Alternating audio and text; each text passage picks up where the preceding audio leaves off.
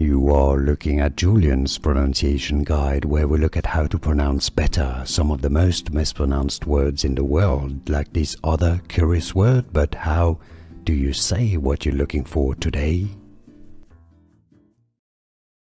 How do you pronounce the name of this American business magazine? We'll be looking at how to say more brand names like this one.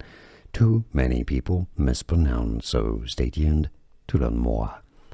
So let's break down the pronunciation. There are two slightly different pronunciations depending on, the accent, I guess, in English. In British English in the UK, it's said as Forbes. Forbes, that's your top phonetic spelling right here. In American English, it's more the bottom spelling here. The Americans in the US say it as Forbes. Forbes. Being an American magazine, arguably that's how you should pronounce it. Forbes or Forbes. Did you get this? Let me know in the comments. Like this video if you found it useful. I appreciate the support. Thanks for that, and more videos for you here to learn more correct pronunciations. Thanks for watching.